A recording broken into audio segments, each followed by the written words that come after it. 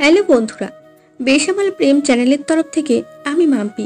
আমাদের ভিডিওগুলোর নোটিফিকেশন সবার আগে পেতে হলে নিচে থাকা সাবস্ক্রাইব বাটনটি ক্লিক করে পাশে থাকা বেল আইকনটি প্রেস করে নিন। আর আমাদের ভিডিওগুলোতে লাইক, শেয়ার, কমেন্ট করতে মোটেও ভুলবেন না। ধন্যবাদ সবাইকে। ভাই, চুল কাটা কি হবে? না ভাই, আজকে আর হবে না। কিরে বাবা শাকিল, আজকে বিজনেস বন্ধ কেন? চাচা, আজকে কলেজে যাব, অনেক দিন যাই নাই। ও, আমি ভাবলাম হয়তো বৌমাকে দেখতে যাচ্ছ। আরে চাচা, কি যে বলেন না, আমায় আবার কে বিয়ে করবে? কেন, বাংলাদেশে কি মেয়ের অভাব? চাচা, মেয়ের অভাব নয়, মানুষত্বের অভাব। কেন? আজকালকার মেয়েরা সব মডার্ন, আমার মতো নাপিতকে মানুষ মনে করে না। এটা তুমি ঠিক বলেছ। আচ্ছা চাচা, যাই, কলেজে যেতে হবে। বাবা, মন দিয়ে পড়াশোনা করো। দোয়া করবেন চাচা। আমাদের দোয়া সব সময় থাকবে। করিম চাচার সাথে কথা বলতে বলতে দোকান লাগালাম আর বাসার দিকে রওনা হলাম। আসেন, পরিচয় হয়ে নেই।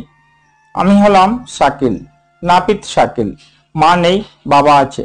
পড়াশোনা বলতে ইন্টার দ্বিতীয় বর্ষে পড়ি। বাবা থেকেও আজ নেই, কারণ সারাদিন নেশার মধ্যে পড়ে থাকে। নেশা ছাড়া কিচ্ছু বোঝে না, কোনো কাজ কাম করে না। আগে করতো, কিন্তু এখন আমিই করতে দিই না, সব সময় মাতাল হয়ে থাকে। আর এই অবস্থায় কাজ করতে গিয়ে যদি কিছু হয়ে যায়, তাই আমি কাজ করতে নিষেধ করেছি। অনেক চেষ্টা করেছি নেশা ছাড়ানোর জন্য, কিন্তু পারি নাই। তাই প্রতিদিন মদ খাওয়ার জন্য আমি নিজেই টাকা দেই। আমার কোনো ভাই অথবা বোন নেই, আমি একা। আমার চাচা, মানে আমার বাবার ভাই, নাম জলিল, আমায় অনেক ভালোবাসে, তাই আমায় তাদের ওখানেই খেতে বলে। সারাদিন আমি বাইরে খাই, শুধু রাতে এসে চাচার কাছে বসে খাবার খাই। আর বাবা তো লোড হয়ে থাকে, ঠিক মতো খায় না। এভাবেই আমার দিন চলে আসছে, কিন্তু নিজের মধ্যে কেমন একটা লাগে। আর কতদিন এভাবে অন্যের ওপর বোঝা হয়ে থাকবো? চাচা আমায় খুব ভালোবাসলেও চাচি আমায় ঠিক চোখে দেখে না। আমিও বড় হয়েছি, সবকিছু বোঝার ক্ষমতা আছে, কে কেমন চোখে দেখলো না দেখলো, কিন্তু সব বুঝেও না বোঝার মতো হয়ে থাকতে হয়। কারণ সারাদিন নাপিত হয়ে কাজ করে যা আয় হয়, তা দিয়ে সংসার চালানো অসম্ভব। আর এই জন্যই আজও চাচার উপর বোঝা হয়ে থাকি। হ্যাঁ, আপনাদের সাথে কথা বলতে বলতে আমি ইমোশনাল হয়ে গেছি। আচ্ছা ছাড়েন, জোরে জোরে পা চালিয়ে বাসায় চলে আসলাম। বাসায় এসে গোসল করলাম, তারপর শার্ট প্যান্ট পরে নিলাম। তখন চাচার ডাকার আওয়াজ পেলাম, ডাক শুনে গেলাম। হ্যাঁ চাচু, বলো। আরে বেটা, কোথায় যাচ্ছ? কলেজে যাবার জন্য বের হচ্ছি। ও, এসো, খেয়ে নাও। না চাচু, খিদে নাই। আরে বসো না। জানি জেদ করে লাভ হবে না, চাচু আমায় সাথে না নিয়ে খাবে না, তাই বসে পড়লাম। কিন্তু মনের মধ্যে সেই খুঁতখুঁতিটা থেকেই গেল। চাচু, বলছিলাম কি, অনেকদিন থেকে আপনাদের এখানে খাচ্ছি, এবার। একটু টাকা হয়েছে, বড় হয়েছিস, এই জন্য এই কথা, তাই না? এখন তো আর চাচ্চুকে লাগবে না। চাচু, আসলে তেমন কিছু না। আরে ওকে এত জেদ করার কি আছে? নিজে রান্না করে খেতে চাচ্ছে তো খেতে দাও। তুমি চুপ করো, ও মেয়ে নাকি যে রান্না করবে? কেন, ছেলেরা কি রান্না করে খায় না? খাবে, খা, কিন্তু আমার বেটা আমার কাছেই থাকবে। চাচু আসলে। আর কোনো কথা না, খেয়ে দে, কলেজে যা। আমি আর কিছু বললাম না, চুপচাপ খেয়ে নিলাম। ও, একটা কথা তো বলাই হয় নাই, আমার চাচার একটা ছেলে আছে, তার নাম রনি। রনি শহর থেকে পড়াশোনা করে, বয়সে আর পড়াশোনায় দুটোতেই আমার ছোট, 1 বছরের বড় আমি। আর বড় ভাই হিসেবে সে আমায় খুব সম্মান আর ভালোবাসে। খাওয়া দাওয়া শেষ করে কয়েকটা বই নিয়ে কলেজের দিকে রওনা হলাম। আমার বাসা থেকে কলেজ প্রায় 5 কিলোমিটারের মতো। কোনোদিন রিক্সায় যাই, আবার কোনোদিন হেঁটেই চলে যাই। আজকে পকেটে টাকা নেই, তাই হেঁটেই যেতে হবে। অনেকক্ষণ পায়ে হেঁটে কলেজে চলে আসলাম। কলেজে এসে এদিক ওদিক না দেখে সোজা ক্লাসরুমে চলে গেলাম। কিছুক্ষণ পর ক্লাসে স্যার আসলো, সবাই দাঁড়িয়ে স্যারকে সম্মান দিলাম। এরপর ক্লাস শুরু হলো। ক্লাস মন দিয়ে শেষ করলাম। এরপর ক্লাস শেষ করে বেরিয়ে আসলাম। কলেজে আমার তেমন কোনো বন্ধু নেই, তবে নেই এমন না, আছে কয়েকটা। ক্যান্টিনে বসতেই সবাই চলে আসলো, এসে চারদিকে বসে পড়লো। তারপর ভাই, তোর খবর কি? এই তো চলছে একরকম। তোদের কি খবর? আমাদেরও একই। কিরে জনিদা, তোর কি খবর? শালা আসতে বল, মেয়েরা শুনলে কি হবে ভাবছিস? মেয়েরা কি চিনে? নিজের বিয়েকে বললেও জনিদাকে ভুলবে না। ভাই, আমাদের জনি ভাই প্রেমে পড়েছে। ভাই যা করবি কর, কিন্তু এই প্রেমে কখনো পড়িস না, জীবন শেষ হয়ে যাবে। আমি দোয়া করলাম তোর প্রেম করে বিয়ে হবে। কখনো না। আচ্ছা বাদ দে, ওই সেন্টার বাদ দে। কলেজ ভাই, এক নতুন মেয়ে আসছে, না মনি, খুব জেন্ডারেস। কেন? আরে ভাই আর বলিস না, যাকে পাচ্ছে তাকে ধরে র্যাগিং করছে। ভালো তো। ভাই দেখতে একটু সুন্দর তো, তাই আরো ভাব। এটা তো হবেই, নতুন কিছু তো আর না। হুম। আমাদের মনে থাকবো আর ওর মনেও থাকবে। বন্ধু চল ক্লাসে যাই, বেল দিচ্ছি। চল। তারপর আমরা তিনজন মিলে ক্লাসে চলে আসলাম। ক্লাসে ঢুকতেই আমার চোখ থমকে গেল। তাকিয়ে দেখি ক্লাসে একটা মেয়ে বেঞ্চের ওপর পা তুলে বসে আছে, আর তার চারপাশে তার বান্ধবীরাও আছে। বলতে গেলে মেয়েটা একটু ভালোই। আমি দেখেও না দেখার ভান করলাম। ওসব মেয়েদের দিকে তাকিয়ে লাভ নেই, ওরা আমাদের মতো ছেলেদের টাইম দেবে না। আমি সোজা এসে আমাদের জায়গায় বসলাম। আমার দুপাশে জনি আর রাকিব বসলো। একে একে সবাই এসে ক্লাসে ঢুকলো। কিছুক্ষণ পর স্যার আসলো। স্যারকে আসতে দেখে সবাই দাঁড়িয়ে স্যারকে সম্মান দিলাম। স্যার হাত তুলে সবাইকে বসতে বললো। স্যার গণিত ক্লাস নেয়। শাকিল, কি ব্যাপার? জি স্যার বলেন। এতদিন কলেজে আসোনি কেন? সমস্যা ছিল স্যার, এখন থেকে আসবো। বসো। আমি বসে পড়লাম। স্যার বই বের করে হাতে কলম নিয়ে হোয়াইট বোর্ডে একটা অঙ্ক তুলে দিল আর বলল, এই অঙ্কটা মেয়েদের মধ্যে কে পারবে? আমি গণিতে একটু ভালো, এটা স্যার জানতো। একজন আমায় আগে বলো তো। স্যারের এই কথা বলার সঙ্গে সঙ্গে মনি দাঁড়িয়ে গেল। এমন ভাব নিয়ে দাঁড়ালো মনে হচ্ছে গণিতের বিএসসি ম্যাডাম দাঁড়ালো। আমি কিছু বললাম না, বসে থাকলাম। স্যার মনিকে সামনে ডাকলো আর হোয়াইট বোর্ডে অঙ্কটা করতে বলল। মনি এক প্রকার ভাব নিয়ে অঙ্ক করতে লাগলো। কিছুক্ষণ পর মনি অঙ্ক করে দিল। তখন স্যার আমার নাম করলো। আমি দাঁড়িয়ে গেলাম। আগে মেয়েরা বলো, মনির করা এই অঙ্ক কি ঠিক আছে? মনির দিকে তাকিয়ে মেয়েরা সবাই হ্যাঁ উত্তর দিল। এবার ছেলেদের কয়েকজনকে বলল। মনি ছেলেদের দিকে তাকালো, ব্যাস ছেলেরাও হ্যাঁ বলল। এবার শাকিল বলো। স্যার আমার মতে অঙ্কটা ভুল। স্যার, কাকে জিজ্ঞেস করছেন? ও তো নিজেই অঙ্ক পারে না, সবাই ঠিক বলছে, আরে ঠিক না বলছে। শাকিল বলো, কি কারণে অঙ্কটা ভুল হলো? স্যার অঙ্কের নিয়ম পুরোটাই ভুল, এজন্য। আচ্ছা আচ্ছা, তোর কথাই মানলাম, তাহলে আয় দেখি অঙ্কটা করে দেখা। ওকে, আসো। স্যারের বলাতে আমি সামনে গেলাম। মনি আমার দিকে টেড়া টেড়া চোখে তাকাচ্ছে, মনে হচ্ছে আমি ওর পাকা ধানে মই দিচ্ছি। একলা পেলে মনে হয় আমায় খেয়েই ফেলবে। আমি তার দিকে গুরুত্ব দিলাম না। মনি আমার হাতে কলম না দিয়ে টেবিলে রাখলো। আমি মুচকি হেসে কলম তুলে নিলাম আর হোয়াইট বোর্ডে আরেক পাশে মানে মনির অঙ্কের পাশে অঙ্কটা করতে লাগলাম। কিছুক্ষণের মধ্যে অঙ্কটা শেষ করলাম। তারপর কলম টেবিলে রাখলাম আর স্যারের পাশে দাঁড়ালাম। কিন্তু স্যার বলল, মনির ওপাশে দাঁড়াও। আমি স্যারের কথা মতো দাঁড়ালাম। মনি আমায় দেখে ফুলতাছে। আমি সেসবে কান না দিয়ে চুপচাপ দাঁড়িয়ে থাকলাম। মনি, এবার বলো কারটা ঠিক? আমারটাই ঠিক। আসলে তুমি অঙ্কই পারো না। স্যার, নোট দেখো আর বলো কারটা ঠিক। মনি নোট দেখলো আর মাথা নিচু করে নিল। স্যার জিজ্ঞেস করলে বলল, ওটা ঠিক। দেখো, কোনো কিছু নিয়ে অহংকার করা ঠিক নয়। আজকে এখন তুমি যতটা অপমান হলে, তুমি যদি প্রথমেই বলতা ভুল হতে পারে, তাহলে এতটা অপমান হতে না। স্যার, নোট দেখে মুখস্থ অঙ্ক করলে তো ঠিকই হবেই। আচ্ছা, তুমি কালকে এই 3টা অঙ্ক মুখস্থ করে আসবা, আর এখানে ওই 3টা করবা। ওকে। আর এই যে ছাত্রমণ্ডলী, একটা সুন্দরী মেয়ে অঙ্ক করলেই যে ঠিক হবে তা তো না, অঙ্ক করতে বুদ্ধি লাগেই। স্যার বাদ দেন, ভুল তো মানুষেরই হয়। ভুলকে নিয়েও যে অহংকার করে সে কখনো এগোতে পারে না। জি স্যার। আচ্ছা যাও। আমি মনির দিকে তাকিয়ে দেখি মনির চোখ লাল হয়ে গেছে।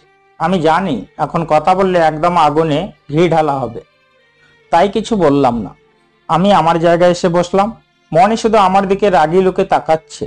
আমি তার দিকে না তাকিয়ে ক্লাসে মনোযোগ দিলাম আর এভাবেই ক্লাসটা শেষ করলাম। ক্লাস শেষ করে 3জন ক্যান্টিনে চলে আসলাম। এসে বসে পড়লাম। তখন রাকিব আর জনি হাসতে লাগলো। কি রে, তোরা হাসছিস কেন? ভাই, মনিরাজ উচিত শিক্ষা হয়েছে। স্যার আজকে সুযোগ পেয়ে শত ব্যবহার করেছে। মানে? কয়দিন হলো কলেজে এসে, তাতেই মনি অনেক বার বেড়ে গিয়েছিল। স্যার ওর সব দেখছি, কিন্তু কিছু বলে নাই। আজ সুযোগ পাইছিল। আচ্ছা ওসব বাদ দে, কি খাবি অর্ডার দে। মনির চেহারা তখন দেখার মতোই ছিল। বাদ দিবি? আচ্ছা দিলাম। তারপর আমরা ক্যান্টিনে বসে আড্ডা দিতে লাগলাম। এমন সময় মনি এসে হাজির হলো। আমি জানতাম মনি আসবে। এই জনির বাচ্চা জনি, ওঠ। আমি কিছু বললাম না। জনি উঠে দাঁড়ালো। তখন মনি ওখানে বসলো আর আমার দিকে তাকালো। কি হিরো, কি খবর? জনি ইউটিউবে সার্চ কর আজকের খবর, আর ওটা ম্যাডামকে দেখাতো। আচ্ছা। আয় আয়, তুই আমার সাথে ফাজলামো করিস? তোর সাহস কত বড়? রাকিব, বলতো তোর শাশুড়ি কত বড়? ভাই, আমার শাশুড়ি তো এখনো হয় নাই, হলে এসে বলে যাব। তোকে আমি ক্লাসে আমার অপমান করে নিজেকে খুব হিরো ভাবছিস, তাই না? আমি এর প্রতিশোধ নেব কঠিন ভাবে। দেখুন ম্যাডাম, আপনি পারেননি আর আমি পেরেছি, এটাতে এত কিছুর কি আছে? ক্লাসে সবার সামনে আমায় অপমান করছিস, তোকে আমি ছাড়বো না। অযথা এসবে আসবেন না, নয়তো নিজেরই ক্ষতি হবে। আর একটা কথা, আমি এখানে পড়াশোনা করতে আসছি, মারামারি বা ঝামেলা করতে আসিনি। কিন্তু তুই আমার সাথে লেগে খুব বড় ভুল করছিস। আমার জানা মতে আমি ভুল করি নাই। তুই আমার মুখে মুখে তর্ক করিস? তোর সাহস কত? কথা বলতে আবার সাহস লাগে নাকি? আর একটা কথা বলবি না, নয়তো তোর আমি। বন্ধু বাদ দে, চল ক্লাসে চল। থাক, সিনেমার ডায়লগ আর বললাম না। তোকে আমি দেখে নেব। আমি মনের কথায় কান না দিয়ে সোজা ক্লাসের দিকে রওনা দিলাম। এসে ভদ্র ছেলের মতো বসে পড়লাম। এখন ম্যাডামের ক্লাস। কিছুক্ষণ পর ম্যাডাম আসলো আর ক্লাস শুরু হলো। এবার ক্লাস করলাম আর মনি ভাবছিল আমি পড়া পারুম না, তাই কেস খাওয়ানোর চেষ্টা করছিল। কিন্তু ভাগ্য ভালো হওয়াতে আমার পড়ার মধ্যে থেকেই ধরেছে, এই জন্য ঠিকঠাক উত্তর দিতে পারছি। আর মনের মুখে চুনকালি আবার পড়লো, আবার আমার উপর রেগে গেল। আমি তার দিকে মোটেও পাত্তা দিলাম না। মন দিয়ে ক্লাস শেষ করে বেরিয়ে আসলাম আর একে একে সবকটা ক্লাস করলাম। এবার বাসায় ফেরার পালা। বই পুস্তক নিয়ে 3 বন্ধু গেট দিয়ে বের হচ্ছিলাম, তখন মনি সামনে আসলো। কি ভাবছিস এতদিন ঝড়ে বক পড়ছে তাই বলে কি প্রতিদিন পড়বে? ম্যাডাম, ঝড় না তুললে বক কেমনে পড়বে? কালকে আসিস, তোকে আমি খুব ভালো করে দেখে নিব। আবারও ডায়লগ বলার টাইমে তোর ডায়লগ আমি ভালো করে বলিয়ে দিব। তোকে আমি শায়েস্তা না করে থামছি না। এই যে ম্যাডাম, আপনার কি কাজ নাই? আমার অপমানের প্রতিশোধ নিয়ে আমি থামবো। Good bye. এই কথা বলে মহারানী নাকের নিচে হাতের ঘুষানি মেরে চলে গেল। আমি তো অবাক। ক্লাসে পড়া পারার জন্য কি আজকাল শত্রু সৃষ্টি হয়? কি জানি বাবা, ডিজিটাল বাংলাদেশ বলে কথা, হতেও পারে। বন্ধুদের বিদায় জানিয়ে বাসার দিকে হাঁটতে লাগলাম। গান বলতেছি আর হাঁটতেছি। হঠাৎ কারোর সাথে যেন ধাক্কা খেলাম, কিন্তু আমার কোনো আঘাত লাগলো না। মনে হচ্ছে তুলার সাথে ধাক্কা খেয়েছি। কিছু বুঝে ওঠার আগেই এক মেয়ের কণ্ঠ শুনতে পেলাম। ভালো করে তাকিয়ে দেখি আমার সাইডে একটা মেয়ে নিচে থেকে বই গোছাচ্ছে। ভাবলাম হয়তো তার বই পড়ে গেছে, তাই আমি দাঁড়িয়ে থাকলাম। একটু পর মেয়েটা বইগুলো হাতে করে আমার সামনে দাঁড়িয়ে বলল, আসলে আমি খুবই দুঃখিত, আমি ঠিক বুঝতে পারিনি। বুঝলাম না, আমি মেয়েটার সাথে ধাক্কা খেলাম নাকি মেয়েটা আমার সাথে ধাক্কা খেলো, কোনটা? এই যে মিস্টার, হ্যাঁ বলো। ধরেন। আপনি তো উঠেই গেছেন, আবার ধরে কি করব? আরে গর্ধব, আমাকে নয়, আপনার বই ধরেন। এতক্ষণে বুঝলাম মেয়েটা আমার বই গুছাচ্ছিল। হায় রে গর্ধব আমি রে। কি হলো? কই কিছু না তো। তাহলে হা করে দাঁড়িয়ে কি দেখছেন? বই ধরেন। ও হ্যাঁ। বাই। এই বলে মেয়েটা একটা মুচকি হাসি দিয়ে চলে গেল। আমি তো ফিদা। হিরো স্টাইলে হাঁটতে লাগলাম আর ভাবলাম, যদি পৃথিবীর সব মেয়েরাই এমন সুন্দর মনের হতো তাহলে কতই না ভালো হতো। গরিব বড় লোক সবাই সুখে থাকত। এসব ভাবতে ভাবতে বাসায় চলে আসলাম। বাসায় আসতে আসতে বিকেল হয়ে গেল। গোসল করে আসলাম। আসলে আমরা গ্রামে থাকি, যেখানে পানির কোনো কমতি নেই, কিন্তু এখানে সবকিছুর দাম অল্প, আর তাই কৃষকেরা খুব কষ্টে দিন পার করে, দিন রাত পরিশ্রম করে ফসল উৎপাদন করে, আর দিন শেষে তার দাম তুচ্ছ। এতে তাদের পারিশ্রমিক ঠিক মতো পায় না। এজন্য অনেক কৃষক চাষাবাদ ছেড়ে শহরে চলে যাচ্ছে। শহরে গিয়ে তারা চাকরি করছে, ফলে দিন দিন কৃষকের হার কমে আসছে। এছাড়াও আমাদের গ্রামে আরও একটা জিনিসের ঘাটতি, সেটা হলো বিদ্যুৎ। এমনিতে তো গ্রাম অঞ্চল, রাত হলেই সব জায়গায় অন্ধকার, তার উপর আবার কারেন্টের সমস্যা। একবার কারেন্ট গেলে একদিন শেষ। কারেন্ট থাকার চেয়ে না থাকায় ভালো, কারণ কারেন্ট থাকা বলতে 1 থেকে 2 ঘন্টা থাকে, আর বাদ বাকি সময় ফাঁকা। এই দুইটা সমস্যার কারণে গ্রামের মানুষ অতিষ্ঠ হয়ে পড়েছে, কেউ তাকিয়ে দেখে না। ভোট নেওয়ার সময় সবাই ঠিক চলে আসে, এসে জিজ্ঞেস করে কিসের সমস্যা। তখন গ্রামের সবাই তাদের সমস্যা তুলে ধরে, তখন সে সমাধানের কথা বলে ভোট চায়। ভোটের সময় যাবার পর আর সেই নেতার কোনো খোঁজ পাওয়া যায় না। কোনো প্রয়োজনে পড়লে 10 দিন সিরিয়ালে থাকতে হয়, তারপরেও ঠিকমতো সমাধান হয় না। এই হলো আমাদের গ্রাম। আমাদের গ্রামের কথা বলতে বলতে খাওয়া শেষ করে দোকানের দিকে রওনা হলাম, আর মনে মনে প্রার্থনা করলাম গ্রামটা যেন সুখী হয়, সবার মুখে যেন হাসি রেখাটা থাকে, সবাই সবার বিপদে যেন পাশে থাকে, এটাই আমার আশা। এসব ভাবতে ভাবতে দোকানে এসে পড়লাম। মুখে গান আর হাতে চাবি নিয়ে দোকান খুললাম। তারপর ঝাড়ু ঝাঁটা দিয়ে বসলাম।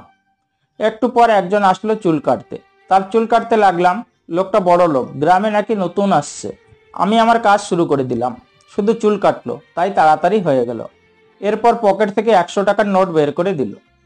আঙ্কেল, আমার কাছে খুচরা টাকা নেই। তখন ভদ্রলোকটা বলল, খুচরো টাকা কি করবা? আমি বললাম, চুল কাটা 20 টাকা। তখন সে ভদ্রলোক অবাক হয়ে বলল, শহরে চুল কাটলে 100 টাকাই লাগে। ভদ্রলোকটার কথা শুনে আমি তো অবাক হয়ে গেলাম। আমি আর বেশি কিছু বললাম না। লোকটা আমায় 100 টাকা ধরিয়ে দিয়ে চলে গেল। লোকটার উপর সম্মানটা আমার বেড়ে গেল।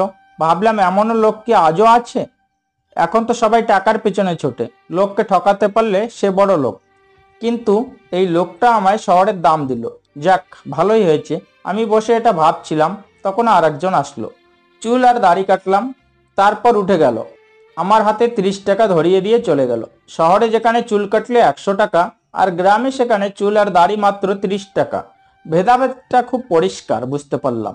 আবার ভাবলাম, গ্রামে তো সব জিনিসেরই দাম কম, তাহলে এটার দাম বাড়বে কেন? এই বলে আমি আমার কাজে মন দিলাম। এভাবে আমার সময় কাটলো। রাত 9টা পর্যন্ত কাজ করলাম, মানে চুল কাটলাম। তারপর দোকান বন্ধ করে বাসায় চলে আসলাম। বাসায় এসে দেখি বাবা লোড হয়ে ঘরে পড়ে আছে, আবল তাবল কি যেন বকতেছে। বাবা, খেয়েছো? আমি তো খাইছি, অনেক খাইছি। বললাম, ভাত খাইছো? আরে বললাম তো, হ্যাঁ 3 গ্লাস ভাত খাইছি। 3 গ্লাস। দূর, বুঝলাম আজ বাবা অনেক নেশায় আছে, কিছু বলে লাভ হবে না। মনে হয় খাইনি, তাই আমিও খেলাম না। সোজা আম্মুর কবরে চলে আসলাম। আম্মুর কবরের কাছে এসে পাশে বসে পড়লাম। বসতেই মনে হলো আমি যেন আমার মায়ের পাশে বসলাম। চোখ দিয়ে পানি গড়িয়ে আসলো। আজ আম্মু বেঁচে থাকলে আমারও একটা ছোট্ট সংসার থাকতো, সবাইকে সাথে নিয়ে খুব খুশিতে থাকতাম। মনে হয় আমার কপালে সুখ নাই। মায়ের কবরের পাশে বসে অনেকক্ষণ কাঁদলাম। রাত গভীর হয়ে আসলো। চারদিকে শিয়ালের ডাক, জোনাকিরা ঘোরাঘুরি করছে। মিষ্টি জ্যোৎস্না রাত, দিনের মতো সবকিছু টকটক করছে। শীতল মায়াবী বাতাস, সবকিছু নিয়ে অপরূপ চিত্র। কিছুক্ষণ বসে থাকার পর বাসার দিকে রওনা হলাম। বাসায় আসার পথে পুকুর থেকে হাত পা পরিষ্কার করে এসে ঘুমিয়ে গেলাম। সকালে পাখির কিচিরমিচির ডাকে ঘুম ছুটলো। উঠে পুকুরে গেলাম, ব্রাশ করে চোখে মুখে পানি দিয়ে সোজা দোকানের দিকে রওনা হলাম। কলেজ শুরু 10টার সময়, তাই এতক্ষণ বাসায় বসে না থেকে দোকানে থাকলে তাও কিছু লাভ হবে। তাই আর দেরি না করে দোকানে আসলাম। দোকান খুলে ঝাড়ঝাঁটা দিয়ে বসলাম। সকাল সকাল কেউ তেমন আসে না, তাই হোটেলে গিয়ে হালকা নাস্তা করলাম। নাস্তা করে এসে বসে আছি, তখন বাবা আসলো। বাবাকে আসতে দেখেই বুঝেছি বাবার টাকা লাগবে, তাই বাবা কিছু না বলতেই পকেট থেকে 100 টাকা বের করে দিলাম। বাবা আমার দিকে কিছুক্ষণ তাকিয়ে থাকলো, তারপর আমার পাশে বসলো আর বলল, সন্তান বড় হওয়ার পরেও বাবার কাছ থেকে টাকা নেয়। আর আমি এমনই বাবা আছে কিনা সন্তানের কষ্টে জমানো টাকা দিয়ে নেশা করি। কম করে খাবা। আমার মতো বাবা যেন দুনিয়ায় আর না হয়। আরে বাবা, কি বলছো? তুমি নেশা করো তো কি হয়েছে? তবুও আমার বাবা লক্ষ্মী বাবা। বাবা আমায় বুকে জড়িয়ে কপালে একটা চুমু দিল। জানিস বাবা, এই মনে অনেক কষ্ট, যা ভোলার একটাই রাস্তা। যদি এই রাস্তা বাদ দিই তাহলে আমার মৃত্যু হবে। এসব কি বলছো বাবা? ভুলেও এসব মুখে আনবা না।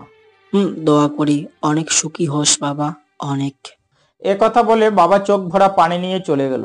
আমি বাবার দিকে কিছুক্ষণ তাকিয়ে থাকলাম আর ভাবলাম, ভালোবাসা কাকে বলে। কিছুক্ষণ পর কাস্টমার আসলো। আমি আমার কাজ আরম্ভ করে দিলাম। এভাবে কাজ করতে করতে কলেজে যাবার টাইম হয়ে গেল। কলেজের টাইম হওয়াতে দোকান বন্ধ করতে লাগলাম। বন্ধ করে বাসার দিকে রওনা হলাম। বাসায় এসে পুকুর থেকে গোসল করে আসলাম। এসে শার্ট প্যান্ট পরে খাওয়া দাওয়া করে নিলাম। এরপর কলেজের উদ্দেশ্যে বের হলাম। কিছুক্ষণের মধ্যে পায়ে হেঁটে কলেজে উপস্থিত হলাম। এসে দেখে হারামি জনি আর আকিব আমার আগে চলে আসছে। আমি সোজা তাদের দিকে যেতে লাগলাম। ঠিক এমন সময় মনি এসে সামনে হাজির হলো। আমি দাঁড়িয়ে গেলাম। মনির পিছনে অনেক কয়েকটা মেয়ে দাঁড়িয়ে, তার সাথে ছেলেরাও ছিল। কি হিরো, আজকে চলে আসলি? দেখুন, আমার রাস্তা ছাড়ুন। যদি না ছাড়ি? প্লিজ সরেন। আগে এখানে আমার সামনে 10 বার কান ধরে উঠবোস কর। এসব কি বলছেন? যা বলছি তাই কর, নয়তো আমি কলেজের সবাইকে বলে দিব তুই আমার নোংরা কাজের জন্য অফার করছিস। কি এত বড় মিথ্যা কথা? এটা মিথ্যে শুধু তুই আর আমি জানি। আর এখানে মেয়ের কথাই সবাই শুনবে, তার উপর আবার আমি। এই মনির কথা তো সবাই শুনবে। দেখুন, এত বড় সর্বনাশ আমার করবেন না। আমি আপনার কি ক্ষতি করেছি বলেন? তুই আমার অনেক বড় ক্ষতি করছিস। নে আমার পা ধরে মাপ চা। প্লিজ এমন করবেন না। ধর বলছি। পারবো না। কি বলি? আমার মুখের উপর কথা? দাঁড়া, তোর আজ আমি। মনি আমায় মারতে যাবে এমন সময় শত করে একটা গাড়ি এসে আমার সামনে দাঁড়ালো। আমি তাকিয়ে দেখি পুলিশের গাড়ি। আর সেখান থেকে যে নামলো তাকে দেখে তো আমি পুরাই জমে পাথর। এত একটা মেয়ে, আর কালকে যার সাথে ধাক্কা খেয়ে বই পড়ে গেছিল সেই মেয়েটা। আমার চোখ তো কপালে উঠে গেল। সেও আমায় দেখে কিছুটা অবাক হলো। আস্তে আস্তে আমার কাছে আসলো। আরে তুমি এখানে? হ্যাঁ, আমি এই কলেজেই পড়ি। তো এখানে দাঁড়িয়ে কি করছো? এই মেয়েগুলো। ম্যাডাম, আমরা ওর সাথে কথা বলছিলাম। ও, যাও ক্লাসে যাও। জি যাচ্ছি। এই, তুমি আমার সাথে আসো। জি। এসব যা হচ্ছে তা দেখে তো মনে একদম অবাক। আমি ভাবতেও পারিনি এমন টাইমে এর এন্ট্রি হবে। যাক, ভালোই হয়েছে, বদমাশ মেয়েদের হাত থেকে তো বাঁচলাম। তোমার নাম কি? জি, আমার নাম শাকিল। আমার নাম সুমি। আপনি পুলিশ? হ্যাঁ, আর আমায় আপনি করে কেন বলছো? আমরা তো একই সমান। আপনি তো পুলিশ অফিসার। তো কি হয়েছে, আমায় তুমি করে বলবা। আচ্ছা, তা এখানে কেন? আসলে এখানকার হেড স্যারের সাথে কিছু কথা আছে। ও, তুমি যাবে নাকি? না না, আমার ম্যাথ ক্লাস আছে। আচ্ছা যাও, পরে দেখা হবে। ওকে। তারপর সুমি চলে গেল আর আমি বন্ধুদের কাছে গেলাম। কি ব্যাপার মামা, পুলিশকে পাঠালি নাকি? আরে না, কি যে বলিস না। বাপরে, যেভাবে তোর সামনে এন্ট্রি মারলো। সেজন্যই তো বাঁচলাম। তা ওই মেয়েটা কে রে? জানি না, নাম তো আজই শুনলাম, সুমি। কালকে কলেজ থেকে যাবার সময় ওর সাথে ধাক্কা লাগছিল, আর এই হয়েছিল। আমি তাদের সব বললাম। শালারা তো অবাক, আর হাসতে হাসতে শেষ। শেষমেশ তুই পুলিশের সাথে ধাক্কা খেলি? আরে আমি কি জানতাম যে ও পুলিশ হবে? তাই ভাই, ট্রিট কবে দিচ্ছিস? আরে কিসের ট্রিট, এসব বাদ দে তো। বন্ধু, এটা কিন্তু ঠিক না। দেখ, এসব ফালতু কথা বাদ দে, আর ক্লাসের সময় হচ্ছে, ক্লাসে চল। তা তো যাবই, আজকে মনির পরীক্ষা হবে, এর তো দেখতেই হবে। বন্ধু, যে করেই হোক মনিকে আজ হারাতেই হবে। ওসব হারানো টারানো আমি বুঝি না। ক্লাসে আমি পড়া ভালো দেবো, এটাই আমার ভালো। কি রে তুই, তোর মধ্যে কি কোনো হিংসা টিংসা বলতে কিছুই নেই? না, এখানে পড়াশোনা করতে আসছি। হয়েছে, ডায়লগ আর দিতে হবে না, চল। তারপর তিনজনে মিলে ক্লাসে গেলাম। ক্লাসে এসে দেখি মনি বসে আছে, তার সাথে তার চামড়াগুলোও বসে আছে। আমি তাদের দিকে না তাকিয়ে আমার জায়গায় গিয়ে বসলাম। কিছুক্ষণ পর স্যার আসলো। স্যারকে দেখে সবাই দাঁড়িয়ে সম্মান দিলাম। স্যার হাত তুলে সবাইকে বসতে বলল। মনি, কি খবর তোমার? স্যার ভালো। হ্যাঁ, তা আজকের কথা কি মনে আছে? হ্যাঁ স্যার, আজকে প্রমাণ করব ওই ফাঁকিবাজ ছেলেটা মুখস্থ অঙ্ক করে। যাক, ভালোই মনে আছে। আচ্ছা, আজকে তোমাদের আমি একটা গল্প বলি। গল্পটা হচ্ছে যে এক স্যার তার ছাত্রকে জিজ্ঞেস করলো, বলতো পদার্থ কাকে বলে? ছাত্র বলল, স্যার আমি জানি না। তখন স্যার বলল, আরে অপদার্থ, এটাও জানিস না? যার ওজন আছে, জায়গা দখল করে, তাকে পদার্থ বলে। তখন ছাত্র বলল, স্যার আপনি ভুল বলেছেন। আমার ওজন আছে, জায়গা দখল করি, তাহলে আমি কেমনে অপদার্থ হলাম? এখন প্রশ্ন হলো, কার কথাটা সঠিক? স্যারের কথা শুনে সবাই হাসতে লাগলো, আর মনি দাঁড়িয়ে বলল, স্যার মাস্টারের কথা ঠিক। না স্যার, দুজনের কথাই ঠিক। হ্যাঁ, এখন তোমাদের দুজনের কথাই ঠিক। পড়াটাও ঠিক এমনই যে পড়ে এসে বলবে এটা ঠিক, সেদিন তারটা ঠিক, আবার আরেকদিন আরেকজন ঠিক উত্তর দিলে সেদিন তারটা হবে ঠিক। আসলে কিন্তু ছাত্ররা সবাই ঠিক, শুধু মাঝখানে একটু ভেদাভেদ। স্যারের কথা শুনে সবাই চুপ হয়ে গেল। সবাই বুঝতে পারলাম স্যার কি বোঝাতে চাচ্ছে। হ্যাঁ মনি, এবার আসো। হ্যাঁ স্যার। কালকে দেওয়া 3টা অঙ্কের মধ্যে 3টা আগে করো। জি স্যার। মনি আমার দিকে তাকিয়ে হাসলো। আমি কিছু বললাম না, চুপ করে রেখেই গেলাম। সে অঙ্ক করা শুরু করে দেয়, কিছু দূর করতেই আটকে যায়। কি হলো? স্যার একটু ভুলে গেছি, শুধু ওইটুকু দেখলেই হবে। ওকে দেখো। মনি গাইড বের করে অঙ্কটা আবার দেখলো, তারপর আবার অঙ্ক করতে লাগলো। কিন্তু কিছু দূর যাবার পর আবার একই অবস্থা। এভাবে কয়েকবার আটকে যাবার পর মনি বিরক্ত হয়ে গেল। তারপর কলমটা টেবিলে রেখে চলে আসলো। মনি, কি বুঝলা বলো? অন্যান্য সমস্ত পড়া মুখস্থ করে রাখতে পারবা, কিন্তু অঙ্ক কখনো মুখস্থ করে রাখতে পারবে না, কারণ অঙ্ক বোঝার জিনিস। এক জায়গায় ভুল হলে পুরো অঙ্কটাই ভুল। জি স্যার। তাই কখনো অঙ্ক মুখস্থ করবা না, সব সময় বোঝার চেষ্টা করবা। আমি ক্লাসে আছি, কলেজের পুরো সময় আছি, যখন ইচ্ছে যে কোনো সময় প্রশ্ন করতে পারো। আর আমায় বলতে না পারলে তোমার ক্লাসেই তোমার বন্ধুরা আছে, এদের মধ্যে শাকিল একটু অঙ্কতে ভালো, ওর থেকেও বলে নিতে পারো। মনি আমার দিকে তাকিয়ে মুখ ভেঙচি দিল। কলেজে ক্লাসের বন্ধু হোক বা যে কোনো ক্লাসের হোক, কখনো কারোর সাথে শত্রুতা করবা না, তাহলে কিন্তু কিছু শিখতে পারবে না। জি স্যার। এবার শাকিল আসো আর অঙ্কটা করে দেখাও। স্যার, আসতে বলছি। আমি আর কিছু না বলে গেলাম, আর কলমটা হাতে নিয়ে মনের করা অঙ্কটা যেখান থেকে ভুল হয়েছে সেখান থেকে মিশিয়ে ঠিক করে করতে লাগলাম। মনির, অঙ্ক করলা না কেন? নতুন করেও তো করতে পারতা। স্যার, ওরটাও ঠিক আর আমারটাও ঠিক। যাও। তারপর আমি আমার সিটে এসে বসলাম। স্যার পরের অঙ্কগুলো বুঝিয়ে দিল আর ক্লাসটা শেষ করলাম। ক্লাস শেষ করে ক্যান্টিনে এসে বসলাম আর আড্ডা দিচ্ছিলাম। তখন মনি সহ তার চামচাগুলো আসলো। আমি নিচের দিকে তাকিয়ে রইলাম। তখন মনি বলল, দেখো সাকিব, আমার ভুল আমি বুঝতে পারছি, তাই আমি তোমার সাথে বন্ধুত্ব করতে চাই। জনি, পানি দে তো। জানি আমি যা করছি তাতে আমার ক্ষমা হয় না, তবুও বলছি, প্লিজ সব ভুলে যাও। শাকিল, মনে হয় সত্যি মনি তোর সাথে বন্ধুত্ব করতে চায়। প্লিজ শাকিল। আচ্ছা, তবে আজ থেকে কাউকে র্যাগিং করবা না। ওকে।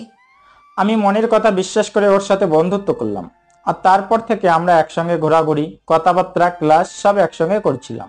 কিছুটা সময়ের মধ্যে তার সাথে আমার খুব ভালো সম্পর্ক গড়ে ওঠে। একসঙ্গে সবকটা ক্লাস শেষ করে সবাইকে বিদায় জানিয়ে বাসায় চলে আসলাম। বাসায় এসে গোসল করে নিলাম, এরপর রুমে শুয়ে আছি। তখন চাচ্চু খেতে ডাকলো, গিয়ে হালকা একটু করে খেলাম, তারপর আবার এসে শুয়ে পড়লাম। তখন মনের কথা মনে হলো, মেয়েটা ফাজিল হতে পারে কিন্তু মনের দিক থেকে খুব সুন্দর।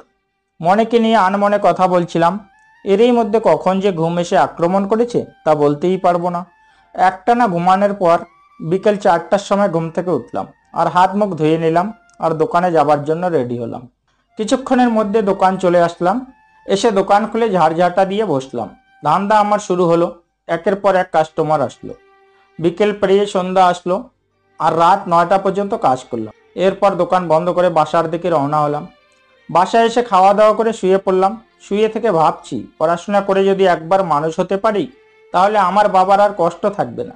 সবাইকে দেখিয়ে দেব নাপিত হলেও আমি মানুষ, আর মানুষ সব করতে পারে। এসব ভাবতে ভাবতে ঘুমিয়ে গেলাম। আর রাত 12টার সময় কিসের জন্য চেঁচামেচির আওয়াজ পেলাম। সঙ্গে সঙ্গে ঘুম ছুটে গেল। বাইরে এসে দেখি বাবা দাঁড়িয়ে, সঙ্গে চাচা চাচিও আছে। বাবা মাথা নিচু করে দাঁড়িয়ে আছে আর চাচি রাগে যেন ফুলে আছে।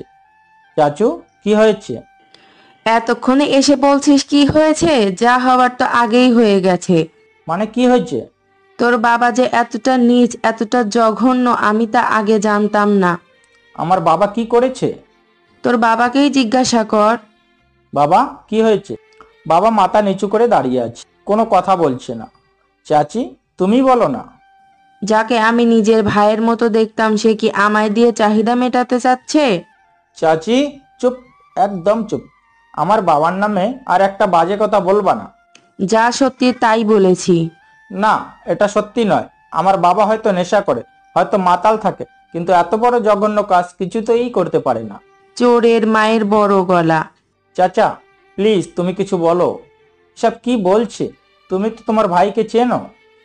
কি বলবো, এতদিন খুব সম্মান আর শ্রদ্ধা করছি, কিন্তু আজ ছি। চাচু তুমিও এসব বলছো? অনেক দিন থেকে আমার পিছনে ঘুরে, আমি সম্মানের ভয়ে কাউকে বলি না, কিন্তু আজ আজ তো ছি। চাচি অনেক হয়েছে, এবার থামো। শাকিল তুই চুপ কর। চাচু। হ্যাঁ, আর ভাই, তোমার বউ লাগবে সেটা আমাদের বলতে আমরা বিয়ে দিতাম, কিন্তু তাই বলে বোনের মতো মেয়েকে। চাচু তুমিও কিন্তু বেশি বলছো। শাকিল চুপ কর। বাবা, একে তো পুলিশে দেয়া উচিত। যা হবার তা তো হয়ে গেছে, এখন এটাকে বাইরে না বের করাই ভালো। এতে নিজেদের সম্মান নষ্ট হবে, লোকে বলবে ছোট ভাইয়ের বউকে ধর্ষণ করেছে বড় ভাই। তুমি ঠিক সময় না উঠলে তো আমার সর্বনাশ হয়ে যেত। কেঁদো না, আর কিছু হবে না। শাকিল অনেক রাত হয়ে গেছে, গিয়ে ঘুমাও আর তোমার বাবাকে নিয়ে যাও। চাচু আমার মনে হচ্ছে কোথাও একটা ভুল হচ্ছে। যা বলছি তাই করো। তারপর আমি বাবাকে নিয়ে ঘরে গেলাম। এদিকে চাচি কেঁদে কেঁদে বুক ভাসাচ্ছে। আমি কি করব কিছু বুঝতে পারছি না। মনে হচ্ছে সবকিছু যেন উলট পালট হয়ে গেল। কি করে হলো এসব কিছুই বুঝতে পারছি না। তবে আমার একটাই কথা মনে হচ্ছে, কোনোভাবে আমার বাবাকে ফাঁসানো হচ্ছে। আমি বাবাকে নিয়ে বাবার রুমে গেলাম। কি হয়েছে বলো তো বাবা? হয়তো আমি নেশা করি, হয়তো আমি লোড হয়ে থাকি, কখন কি করে তোর ঠিক নাই, কিন্তু একটা কথা গর্ব করে বলতে পারি, আজ পর্যন্ত কোনো খারাপ কাজ করি নাই। আমি জানি বাবা তুমি কোনো খারাপ কাজ করো নাই। যাকে এতটুকু থেকে বড় করলাম, নিজে না খেয়ে তাকে খাওয়ালাম, নিজে পড়াশোনা না করে তাকে করালাম, আজ সে আমার থাপ্পড় মারলো। কি বলছো বাবা? কষ্ট আমার একটাই, আমার ছোট ভাই আমার থাপ্পড় মারলো। চাচু তোমায় মারছে? জানিস বাবা, বুকটা আমার ফেটে যাচ্ছে, মনে হচ্ছে আমি মরলে শান্তি পাবো। বাবা এসব কি বলছো তুমি? হ্যাঁ, তোমার মা চলে যাবার পর থেকে আমি নেশা করা শুরু করি। আমি জানতাম সুসাইড করা ভালো না, আর তোর মা বলে গেছিল সে মরলে যেন আমি বেঁচে থাকি, তার কলিজাকে যেন আমি বড় করি, তার ছোট ভাইটাকে যেন কোনো এক ধারে লাগাই। কিন্তু সে যে আমার কলিজা ছিল, কেমন করে ভুলে থাকতাম, আর তার মৃত্যুটাও আমার হাতে হয়েছে। এইসব কিছু ভুলে থাকার জন্য আমি নেশার হাতে নেই। আমি জানি বাবা, সব জানি। আর আজ তারই আমায় দর্শক হিসাবে পরিচয় দিল। একটা কথা মনে রাখবি বাবা, এই পৃথিবীতে কেউ কারো আপন হয় না, আর দুইটা জিনিস থেকে দূরে থাকবি। এক নম্বর হলো টাকা আর নারী। এই দুইটা জিনিস এমন মারাত্মক যে আপন মানুষকে পর করতে এই দুই জিনিস যথেষ্ট। বাবা বলো তো কি হয়েছিল? ওসব বাদ দে, যা ঘুমাতে যা। বলো প্লিজ। না থাক বাবা, ওসব শোনাশুনি হলে আবার ঝামেলা হবে, আমি চাই না ঝামেলা হোক। আমি এসব নিয়ে আর কিছু বলবো না কাউকে, বলো। আমি শুয়েছিলাম, হঠাৎ তখন দরজায় কে যেন ঠোকা দেয়। আমি দরজা খুলে দেখি তোর চাচি। তখন আমি জিজ্ঞেস করি কি হয়েছে। সে বলে তোর চাচার নাকি শরীর খারাপ। আমি তাড়াহুড়ো করে তাদের ঘরে যাই, আর তখনই তোর চাচি দরজা বন্ধ করে তারপর এমন অভিনয় করতে লাগে যেন আমি তাকে। ছি, চাচি এতটা নিচে নামতে পারলো? তোর চাচির চিৎকার শুনে তোর চাচা উঠে আসে, আর আমার কথা না শুনে নিজের বউয়ের কথাতেই আমার ঠাস করে থাপ্পড় মারে। চাচু কিছু না শুনেই মারলো? জানিস বাবা, তোর চাচুর থাপ্পড় আমার গালে নয়, আমার কলিজায় আঘাত করেছে। যা অনেক রাত হয়ে গিয়েছে, ঘুমিয়ে পড়। তুমিও ঘুমাও। আমি বাবাকে শুইয়ে দিয়ে চলে আসছিলাম, তখন বাবা আমায় আবার ডাকলো। শাকিল। বলো বাবা। আজ এত বড় হয়ে গেছিস, তোর মা থাকলে কত খুশি হতো। আমি তোকে বড় করেছি, তোর মায়ের আশা পূরণ করতে পারছি, কিন্তু কি? কিন্তু তোকে কিছু দিতে পারিনি বাবা। প্রতিটি বাবা মরার পর তার ছেলে একটু হলেও সম্পত্তি পায়, কিন্তু আমি মরলে সম্পত্তি তো দূরের কথা, ঋণ এসে দাঁড়াবে। এসব কি বলছো? তুমি আমায় মায়ের ভালোবাসা দিয়েছো, বাবার স্নেহ দিয়েছো, আর কি চাই বলো? আমার দেবার মতো উপদেশ ছাড়া কিছুই নেই। এটা মানলে তুই অনেক বড় হবি, কখনো কাউকে খুব আপন করবি না, কারণ পরিস্থিতিতে সবাই বদলে যায়। হুম। আচ্ছা, যা ঘুমা। তুমিও ঘুমিয়ে পড়ো। হুম। তারপর আমি দরজা বন্ধ করে আমার রুমে আসলাম, এসে শুয়ে পড়লাম। শুতে না শুতেই ঘুমে ধরে নিল। কিভাবে যে রাত পার হয়ে গেল জানি না। সকালে উঠে ফ্রেশ হয়ে বাবাকে ডাকতে গেলাম, আর বাবার ঘরে গিয়ে ডাক দিলাম, কিন্তু কিছুতেই দরজা খুলে না। অনেকবার ডাকলাম, কিন্তু কিছুতেই দরজা খুলছে না। বুকটা কেঁপে উঠল, ভয়ে শরীর ঘেমে গেল। কোনো উপায় না পেয়ে দরজা ভাঙতে হলো, আর দৌড়ে বাবার কাছে গেলাম। বিছানার অবস্থা একদম খারাপ, সব কিছু এলোমেলো। বাবার গায়ে হাত দিতেই আমি অবাক হয়ে গেলাম। বাবার শরীর খুব ঠান্ডা, নিজের হাতকে বিশ্বাস করতে পারলাম না। বুকে হাত দিয়ে দেখি কোনো কিছু নেই। আমি ধপাস করে নিচে বসে পড়লাম। চারদিকে অন্ধকার হয়ে গেল, মুখের ভাষা হারিয়ে গেল। কি করব ভেবে পাচ্ছি না। পৃথিবীতে আপন বলতে একজনেই ছিল, আর আজ সেও আমায় ছেড়ে চলে গেল। কষ্টে বুকটা ফেটে যাচ্ছে, চোখ দিয়ে ঝর্ণার ন্যায় পানি পড়ছে। নিজেকে আর আটকাতে পারছি না। আমার চিৎকার চেঁচামেচি শুনে চাচা আর চাচি আসলো। চাচা দাঁড়িয়ে আছে। কিছুক্ষণের মধ্যে আমার বাড়ি লোকজনে ভরপুর হয়ে গেল। রাকিব, সাকিব এরাও চলে আসলো, আর আমায় নিয়ে দূরে আসলো। তারা আমায় সান্ত্বনা দিতে চাইলো, কিন্তু আমি আর থামতে পারছি না। মন চাচ্ছে গলা ছেড়ে কান্না করি। মসজিদের মাইকে বাবার নামটা জারি হয়ে গেল। সাথে ছিল ছোট্ট একটা শব্দ, মৃত্যু। এই ছোট্ট শব্দটাই পুরা গ্রামকে নিস্তব্ধ করে দিল। মরা উপরে নাকি বেশিক্ষণ রাখতে নেই, সেজন্য তাড়াতাড়ি দাফন কাপন করা হলো। এরপর চিরবিদায় জানিয়ে বাবাকে বাঁশবাগানে রেখে আসলাম। সবাই চলে আসলেও আমি অনেকক্ষণ ধরে ওখানে দাঁড়িয়ে কান্না করছি। জানি আর ফিরে আসবে না, কিন্তু তবুও নিজের মনকে মানাতে পারছি না। বাসায় এসে বসে পড়লাম। পুরো বাড়িতে বাবার কত স্মৃতি জড়িয়ে আছে। বাবা তো বাবাই, সে যতই নেশাখোর হোক বা পাগল হোক। দুপুরে খাওয়া দাওয়া না করে বসে রইলাম। একটু পর চাচা আসলো, আর আমার পাশে দাঁড়িয়ে বলল, বাবা চল খাবি। তোমরা আমায় আজ এতিম বানালে। তোমাদের জন্য আমার বাবা মারা গেছে। হ্যাঁ, আমরাই দায়ী, আমি নিজেই দায়ী। নিজের ভাইকে অবিশ্বাস করলে, যে কিনা নিজে না খেয়ে তোমায় খাওয়াতো, নিজে পড়াশোনা না করে তোমায় করিয়েছে। সে তুমি আজ বউয়ের এক কথায় সেই বাবার মতো বড় ভাইকে থাপ্পড় মারলে। এই কষ্ট কে সইতে পারে বলো? আমি বুঝতে পারিনি। চলে যাও এখান থেকে, আর কখনো আমার সামনে আসবা না। আমি তো যাব, কিন্তু তুই খেয়ে নে, না খেলে তো শরীর খারাপ করবে। আমি খুনিদের হাতে খাই না, আর যেই খাবারের জন্য আমার বাবা মরেছে সেখানে আমি কিছুতেই খাবো না। এতে না খেয়ে মরলে মরবো। এমন জেদ করে না বাবা। বললাম তো খাবো না, যান এখান থেকে। কিন্তু চলে যান। চাচা উঠে চলে গেল। আমি ওভাবেই বসে থাকলাম। দুপুর পার হয়ে বিকাল আসলো, তবু আমি ওখানেই বসে রইলাম।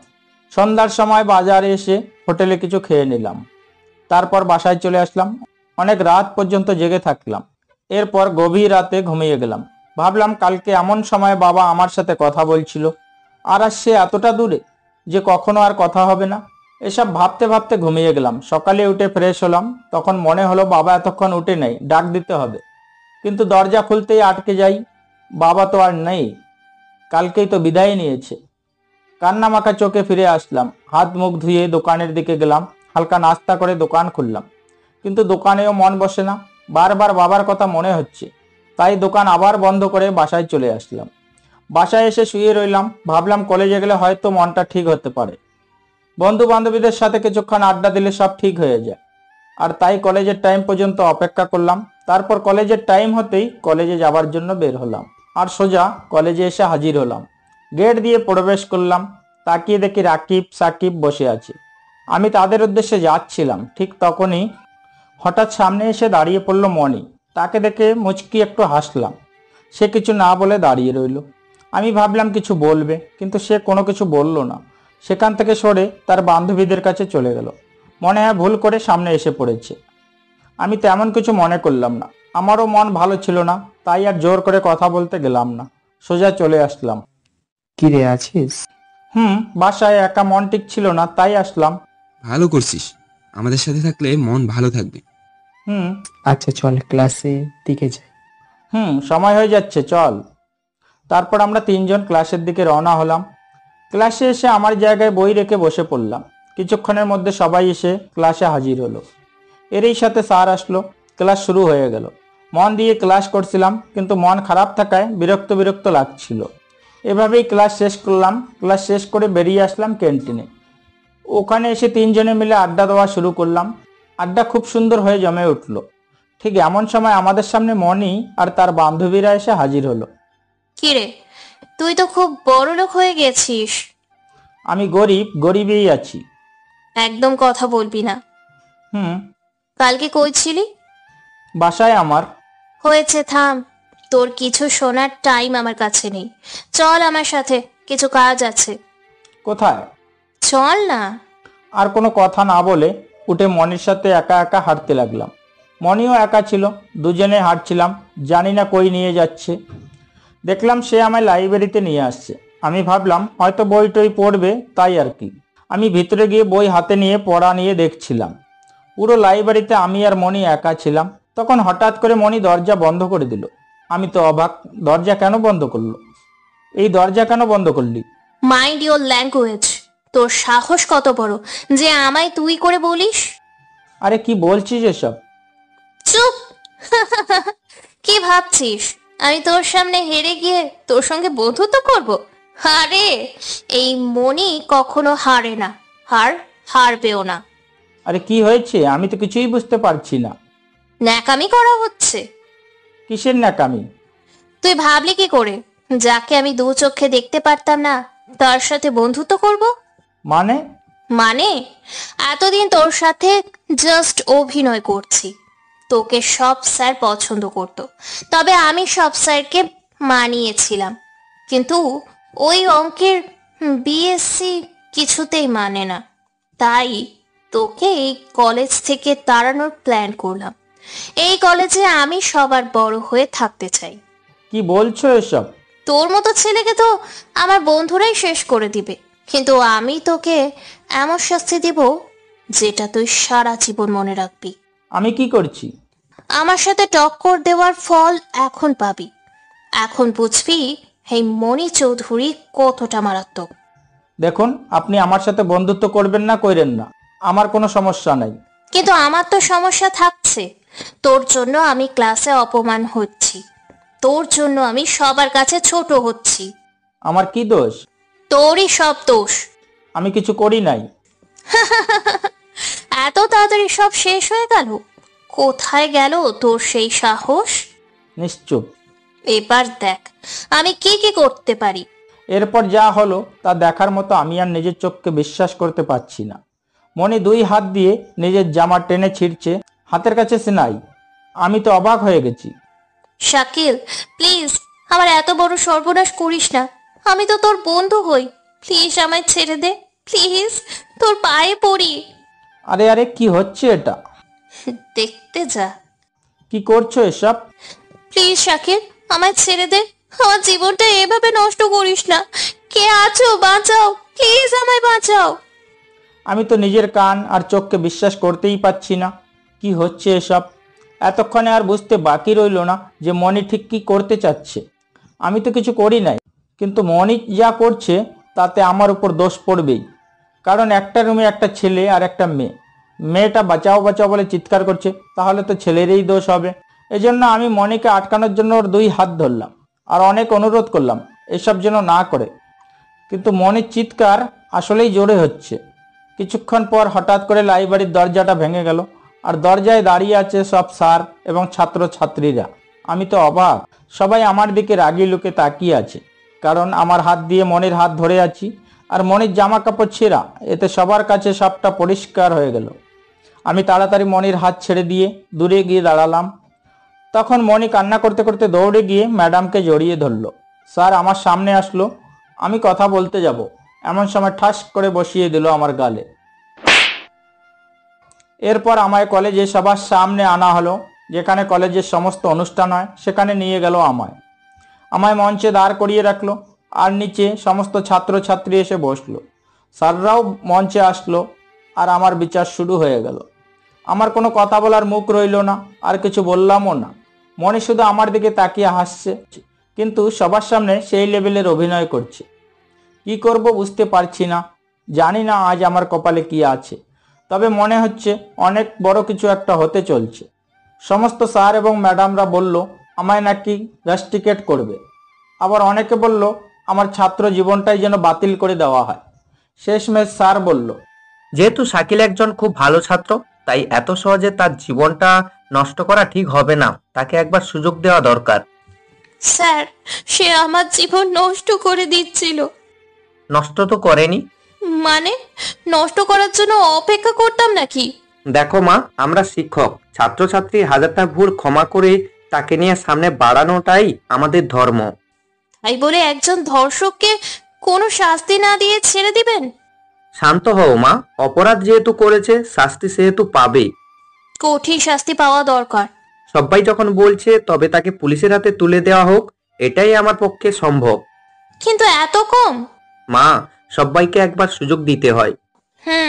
আমি পুলিশকে ফোন করতে আছি। তারপর স্যার নিজেই পুলিশকে ফোন করলো, আর কিছুক্ষণের মধ্যে পুলিশ চলে আসলো। স্যার পুলিশকে কিছু বলার আগেই মনি বলল, আমি নাকি একজন ধর্ষক, আর প্রমাণ সহ আজ ধরা খাইছি। পুলিশ এসব শুনে আমায় অ্যারেস্ট করলো। আমি কাউকে কিছু বললাম না, আর আমি কিছু বললেও কেউ শুনবে না, কারণ যখন কারো খারাপ সময় যায় তখন দুনিয়াও তার থেকে মুখ ফিরিয়ে নেয়। পুলিশ আমায় নিয়ে চলে আসলো থানায়, আর আমার নামে শাস্তি দেওয়া হলো। একটানা 5 মাস জেলখানায় থাকলাম। তবে এর মধ্যে রাকিব আর জনি আমার জামিনের জন্য অনেক চেষ্টা করেছে, কিন্তু কোনো লাভ হয়নি। আজ 5 মাস পর জেল থেকে বের হলাম, আর সোজা আমার বাসায় চলে আসলাম। বাসায় এসে দেখি চাচি আমার বাসা দখল করে নিয়েছে। আমি আসাতে চাচি কিছুটা ঘাবড়ে গেল। কি ব্যাপার, আমি জেলে পচে মরবো বলে বাড়ি দখল করে নিয়েছেন? না মানে তেমন কিছু না। হয়েছে, আপনার এসব কাহিনী শোনার আমার টাইম নেই। আমার বাসা থেকে সরেন। তোমার বাসায় আমরা কি করব? সেটা তো অস্পষ্ট দেখতে পাচ্ছি। কি যে বলো না বাবা। খবরদার, আমায় বাবা বলবে না। তোমার জন্য আমার নিষ্পাপ বাবা মারা গেছে। কি বলছো? আমার মুখ ফাঁস করে নিয়েন না, জলদি চলে যান। আমার কথা শুনে চাচি আর এখানে থাকলো না, চলে গেল। আমি আমার রুমে গেলাম আর জামা চেঞ্জ করলাম। চাউল হাঁড়িতে নিয়ে বাইরে আসলাম, তরকারি কুটে সব রেডি করে রান্না করার জন্য তৈরি হলাম, আর রান্না শুরু করে দিলাম। কিছুক্ষণ পর রান্না বান্না শেষ করলাম, তারপর গামছা নিয়ে পুকুরে গেলাম, গোসল করে আসলাম, এসে রুমে শুয়ে আছি। দুপুর হয়ে গেল, উঠে একা একা খেয়ে নিলাম। খাওয়া দাওয়া করে শুয়ে পড়লাম একটানা 4টা পর্যন্ত। 4টার সময় কয়েকজনের গলার আওয়াজে ঘুম ছুটল। চোখ খুলে দেখি রাকিব আর জনি দাঁড়িয়ে আছে। আমি তাদের দেখে খুব খুশি হলাম, অনেকদিন পর দেখা। আরে তোরা বস বস। কেমন আছিস বন্ধু? এই তো অনেক ভালো, তোরা কেমন আছিস? আমরা তো ভালো আছি, কিন্তু জেলখানা কি কেমন থাকে তা তো বুঝতেই পারছিস। তুই বিনা দোষে শাস্তি পেলি, দেখিস এর বিচার একদিন হবেই। আরে ওসব বাদ দে তো, যা হবার হয়ে গেছে। এখন তো আমি মুক্ত। এখনকার শাকিল আর আগের শাকিলের মধ্যে অনেক পার্থক্য আছে। আমার বাবা মৃত্যুর সময় আমায় বলেছিল, কাউকে খুব আপন ভাববি না, পরে সুযোগ বুঝে সে তোর পিছনে ছুরি বসাবে। আঙ্কেল তোকে ছেড়ে চলে গেছে, এখন তুই একা, তাই বলছি আমার সাথে আমার বাসায় চল। না রে, আমি আর কারো বোঝা হয়ে থাকতে চাই না। কে বলেছে তুই বোঝা? দেখ বন্ধু, এখন রান্না শিখতে পারলে পরে বউকে অনেক সাহায্য করতে পারবো। আর তাছাড়া যদি মেয়েরা শুনে সে নিজেই রান্না করে খায়, তাহলে তো মেয়েরা লাইন লেগে দিবে। শালা তুই এত কবে হলি? ধরে নে আজকেই। অনেকদিন একসাথে আড্ডা দেওয়া হয় না, চল আজকে আড্ডা দিয়ে আসি। আচ্ছা চল। তারপর আমি উঠে হাত মুখ ধুয়ে ফ্রেশ হলাম, একটা শার্ট পরে রাকিব আর জনির সাথে ঘুরতে বের হলাম। হাঁটতে হাঁটতে অনেক মজা করলাম, অনেক আড্ডা দিলাম, ঘোরাঘুরি করলাম। এরপর একটা রেস্টুরেন্টে উঠলাম। নাস্তা করতে করতে সন্ধ্যা হয়ে গেল, আর কিছুক্ষণ আড্ডা দেওয়ার পর বাসায় চলে আসলাম। বাসায় এসে দেখি ভাত তরকারি সব ঠিক আছে, সেজন্য আর রান্না করতে হলো না। ওইটাই খেয়ে দিয়ে ঘুমিয়ে গেলাম। টানা এক ঘুমে সকাল হয়ে গেল। সকালে ঘুম থেকে উঠে হাত মুখ দিয়ে ফ্রেশ হলাম, এরপর শার্ট পরে দোকানের দিকে রওনা হলাম। দোকানে এসে দেখি দোকানটা ওভাবেই আছে। দীর্ঘ 5 মাস আমি দোকান খুলি নাই, না জানি কতই না ধুলাবালি পড়েছে। আমি দোকান খুলতেই দেখি করিম চাচা আসলো, আমার দিকে করুণ দৃষ্টিতে তাকিয়ে আছে। বুঝলাম না ব্যাপারটা কি। আরে করিম চাচা, কি অবস্থা? এই তো বাবা ভালো, তোমার কি খবর? আমিও ভালো। কি হয়েছে, মন খারাপ নাকি? না বাবা, তোমায় দেখে একটু মন খারাপ হচ্ছে। কেন? তুমি জেলে যাওয়ার পর তোমার চাচা চাচি সবাইকে বলে বেড়ায় তুমি নাকি মেয়ে ধর্ষণ করেছো, কিন্তু আমি বলেছি না, ওই ছেলে এমন কাজ কখনো করতে পারে না। চাচা, দুনিয়াটা এখন কি ডিজিটাল। ডিজিটাল দুনিয়ায় অসহায় ভালো মানুষের কোনো মূল্য নাই। এখন মূল্য করে নিতে হয়। টাকার চেহারা দিয়ে। একদম ঠিক বলেছ বাবা। তারপর বলেন দিনকাল কেমন যাচ্ছে? এখন তুমি আসছো, অনেক ভালো। তারপর করিম চাচার সাথে কথা বলতে বলতে দোকানে ঢুকলাম। বাপ রে, ধুলায় একদম অন্ধকার হয়ে গেছে। ধুলাবালি সব ঝেড়ে মুছে পরিষ্কার করলাম। এরপর সময় হতেই বাসায় চলে আসলাম। বাসায় এসে গোসল করে নিলাম, শার্ট প্যান্ট পরে তৈরি হলাম। তারপর কলেজের উদ্দেশ্যে বের হলাম। কলেজে যাবার পথে রাস্তায় হোটেলে উঠে খাওয়া দাওয়া করে নিলাম। এরপর কলেজে চলে আসলাম। কলেজে এসে বাইরে থেকে তাকালাম, দেখলাম কোনো পরিবর্তন হয় নাই, তবে ভিতরে নিশ্চয়ই পরিবর্তন হয়েছে। আমি বই নিয়ে কলেজের গেট দিয়ে প্রবেশ করলাম। কলেজের সবাই আমার দিকে হাঁ করে তাকিয়ে আছে। তারা ভাবতেও পারেনি যে আমি এত কিছুর পরও কলেজে আসব। তবে সবার চেহারায় এক প্রকার ঘৃণা লক্ষ্য করলাম, যেটা মনের জন্য তৈরি হয়েছে। একসময় আমি কলেজে আসলে সবাই আসতো আমার কাছে অঙ্ক করে নিতে। সেসব কিছু আজ পরিবর্তন হয়ে গেছে। আমি এদিক ওদিক তাকিয়ে দেখলাম, তারপর সোজা চলে গেলাম আমাদের পুরনো আস্তানায়। এসে দেখি রকিব আর জনি বসে আছে। আমায় দেখে তারাও হাঁ হয়ে গেছে। কিরে, তোদের আবার কি হলো? তুই কলেজে আসলি? কেন, আমি কি কলেজে আসতে পারি না? না, তা নয়, এত কিছুর পরেও তুই। কালকেই তোদের বলেছি, যা হয়েছে হয়ে গেছে, তা অতীত। আর এখন বর্তমান, সামনে ভবিষ্যৎ, এই তিন কালের কোনোটার সাথে কোনোটার মিল নাই। তাহলে আমার বেলায় কেন মিল হবে? বুঝলাম না। আরে অতীতে যা হয়েছে তা হয়েছে, বর্তমান কি হচ্ছে আর ভবিষ্যতে কি হবে তাই চিন্তা কর। বাহ, তুই তো দেখছিস পুরো চেঞ্জ। জিলাপির মতো সোজা সোজা কথা বলিস। ওসব বাদ দে, আর বল কলেজ কেমন কাটছে? তুই না থাকলে কি ভালো কাটে বল। পাম মারিস না, মেয়ে দেখতে কম করিস না। ভাই, এটাতে তো মাস্টার। আমি সব জানি। জানিস তো ভালো, ক্লাসের সময় হয়ে গেছে, চল। চল। তারপর তিনজন মিলে আবার 5 মাস পর ক্লাসের দিকে যাচ্ছিলাম। যেই ক্লাসের জন্য আমি ধর্ষক হয়েছি সেই ক্লাস মানে গণিত ক্লাস। আমি, রাকিব আর জনি যে আমাদের জায়গায় বসলাম। কিছুক্ষণের মধ্যে ক্লাস ভরে গেল আর স্যারও চলে আসলো। স্যার এসে আমায় দেখে তো সেই লেভেলের অবাক হয়ে গেল। আমি একটু মুচকি হাসি দিলাম। কি ব্যাপার শাকিল? এই তো স্যার, ভালো। কবে আসা হলো? কালকে। আসলে স্যার, যারা মিথ্যা বলে তাদের একটু শায়েস্তা করতে হবে। মিথ্যা বলা ভালো না। জি স্যার, কিন্তু এটা কিছু কিছু মানুষ বোঝে না। নিজের স্বার্থের জন্য অন্যের বুকে ছুরি মারতেও পারে। আর এমন মানুষের শাস্তি পাওয়া খুব দরকার। শাস্তি তো তারা পাবেই। চলো ক্লাস শুরু করি। ক্লাস শুরু হয়ে গেল। হঠাৎ আমার চোখ পড়ল মনির দিকে। তাকিয়ে দেখি মনি আমার দিকে তাকিয়ে আছে। মনে হচ্ছে আমি আসাতে সে খুব নারাজ। আমি সেদিকে মন দিলাম না, ক্লাসে মন দিলাম। কিছুক্ষণ সময়ে ক্লাস শেষ করলাম। এরপর আবার আমাদের আড্ডাখানায় এসে বসলাম। কিছুক্ষণ পর মনি এসে হাজির হলো। আমি জানতাম মনি ঠিক আসবে, আর এটাও জানতাম সে এসে আমায় আবার ভয় দেখাবে। বাহ বাহ, তোর সাহসের প্রশংসা করতে হয়। ওহো ম্যাডাম, আপনি? আসেন আসেন, বসেন। এই তোরা জায়গা দে। আয় আয়, তোর তো সাহস কম না, আমার সাথে ফাজলামি করিস। সাহস কত বড় তা বলতে পারবো না, কিন্তু শাশুড়ি কত বড় এটা বলতে পারবো।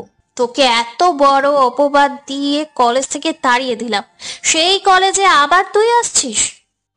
আরে ঠিক কথা, আপনার ধন্যবাদ দেওয়া হয় নাই। ধন্যবাদ কেন? আরে ওই যে ধর্ষণের সার্টিফিকেট দেওয়ার জন্য।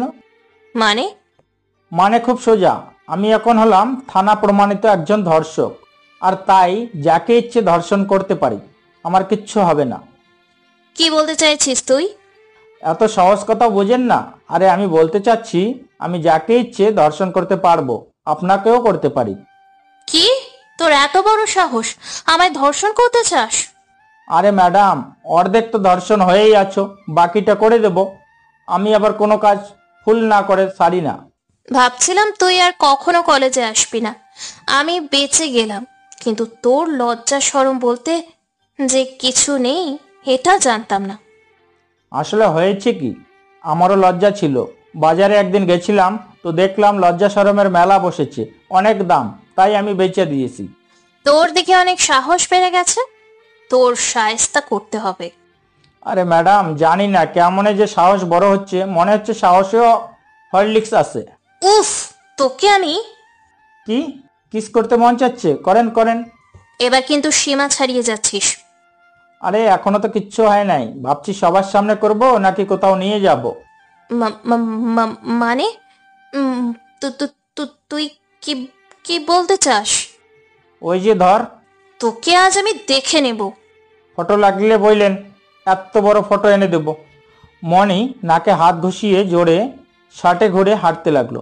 আমি হাসতে হাসতে শেষ। ডাকিবার জনি আমার পাশে বসলো আর অবাক হয়ে তাকিয়ে আছে।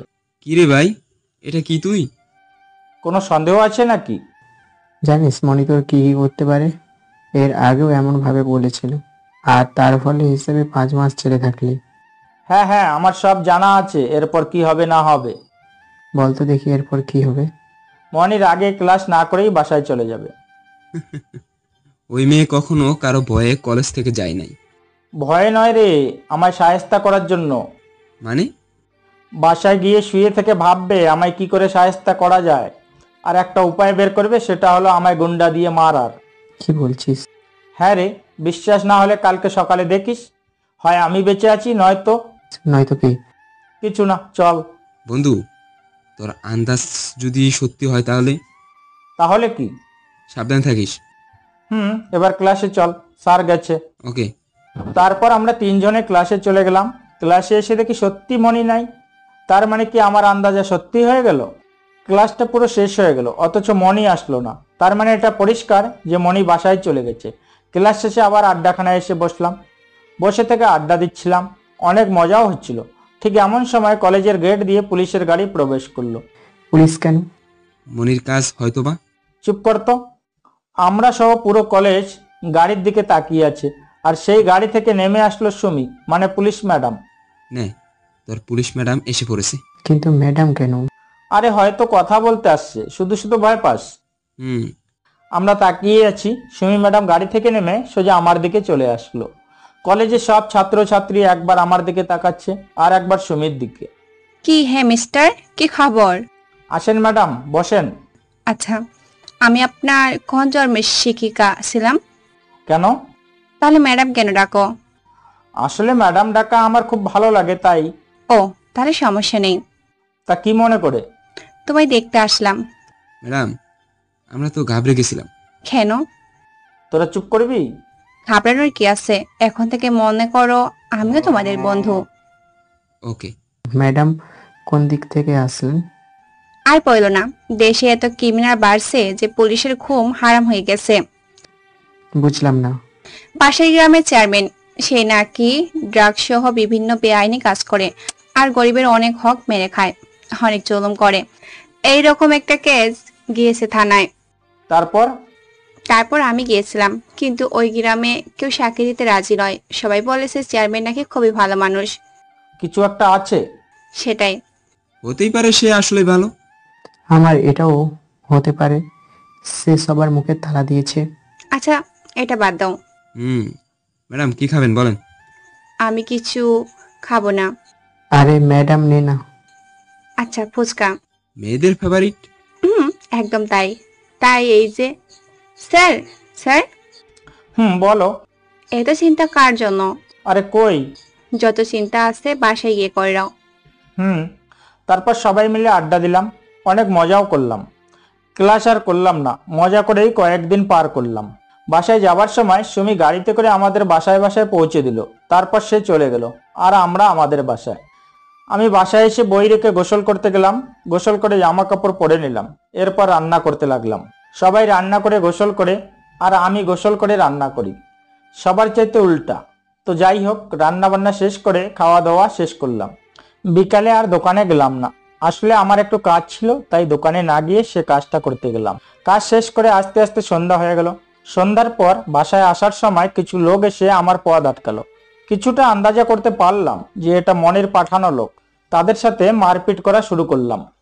ওরা 5 জন ছিল, যার কারণে তাদের সাথে পেরে ওঠা আমার পক্ষে খুব সহজ বলে মনে হলো। এরপর সেখান থেকে সোজা বাসায় চলে আসলাম। বাসায় এসে ফ্রেশ হয়ে নিলাম, তারপর পড়তে বসলাম। পড়াশোনা শেষ করে খাওয়া দাওয়া করে ঘুমিয়ে গেলাম।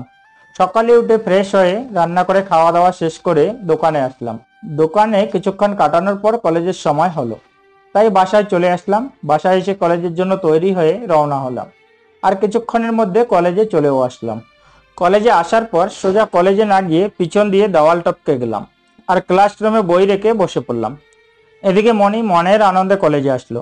আর আমায় দেখতে না পেয়ে তো সেই খুশি হলো, আনন্দের ঠেলায় নাচতে লাগছিল। ক্লাস শুরু হওয়ার কিছুক্ষণ আগে রাকিব আর জানি ক্যান্টিনে বসেছিল। তখন মনি তাদের কাছে গেল আর হাসতে হাসতে বলল, কি রে, আজ তোদের বন্ধু আসে নাই? আর কোনোদিনও আসবেও না। কি বলছো এসব? এবার বুঝেছে আমার সাথে পাঙ্গা নেওয়ার মজা কি। অনেক মজা। তোরাও দেখছি ওর মতো সাহসী হয়ে গেছিস। শোন, বেশি সাহস ভালো না। আরে ম্যাডাম, আমরা না, এটা ওই বলছে। কে? আমি পিছনে আছি। আরে তুই এখানে? কি ভাবছিলেন ম্যাডাম, আপনার পাঠানো গুন্ডার মার খেয়ে মরে যাব? কিন্তু তুই? আরে ওসবে আমার কিছু হবে না। জীবনে অনেক মানুষ দেখছি, কিন্তু মাইরি বলছি, তোর মতো দেখি নাই। আজ দেখে নে।